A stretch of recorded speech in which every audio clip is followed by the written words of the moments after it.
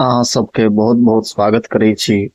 आइ वैद्यनाथ मिश्र यात्री जी जे छथि हुनकर लिखल गोठ बिछनी जे कविता छै ओकर भावार्थ देखे के लेल जा रहल छी। बिछि रहल छै बन गोइठा तो घूमि घाम क बाध बोन में पथिया ने भेल फिरै छै तीनों खोट चढ़ियो कोन में मैल पुरान पचहत्थी नुआ सेहो फाटल चेफड़ी लागल। में कहे छै बिछ रहल छै बन गोइठा तू बन में गोइठा बिछ रहल छै घूमि घाई क बाध बोन में तू बन गोइठा बिछ रहल छै पथिया ने भेल फिरै छै और गोइठा के रखे के लेल पथिया ल के सेहो भेल फिरै छै।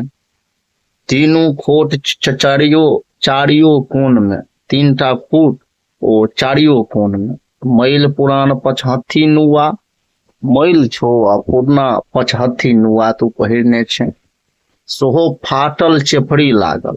ओहो तोहर जे पचहत्थी नुआ छो ओहो फाटल छो और एमे चेफड़ी लागल छै। चेफड़ी जे लागल रहे छै तब ओ साड़ी फाटल रहे छै एमे चेफड़ी लगेने रहे छै तो से कहे छथिन देहक रंग जमुनिया तई पर आ देहक रंग एहन भ गेल छो सामला जना जमुनिया जना जामुन के गाछ है तेहने तोहर देह के रंग भ गेल छो। मुँह माय के गोटी सँ दागल मुँह मायक गोटी सँ दागल लगे छो बगड़ा जेना लगाबै खोता जेना बगड़ा सब एक दोसर सँ जोड़ि के खरपतवार सँ खोता बनबैया तेहने रुक्ष केश छो तोहर तेहने तोहर केश जे छो से भ गेल छो। धू छरहारी मात्र गरा में और दू छरहारी मात्र तोरा गर्दन में छो और माघक ठार रौद बैसाखक माघक ठंड और रौद बैसाख के तोरा लेखे बरनी धन सन लेकिन तोरा सन जे तोरा लेल जे छो बरनी धन सन छो कोनो तोरा मतलबे नहीं छो। दीन बाली के अजगुत लागे तोहर दुख के घड़ी के देख के अजगुत लागे हमरा अजब लग रहलो केहन कठिन छो तोहर जीवन केहन कठिन छो तोहर जीवन।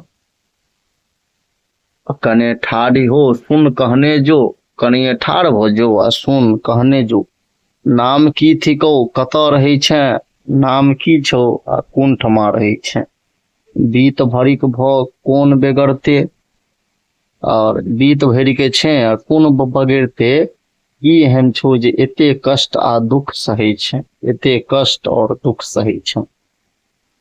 आब एकर शब्दार्थ जे छै से देखिए अजुगत मतलब भ गेल आश्चर्य चेफड़ी फाटल नुआ में आन कपड़ा जोड़ल टुकड़ा रुक्ष मतलब बेलसी रसहीन बाध मतलब धान उपजावे वाला दूर धरी पसरल भूखंड के कहल जाय छै चौर जे है छै तकरा कहल जाय छै। धन्यवाद नमस्कार।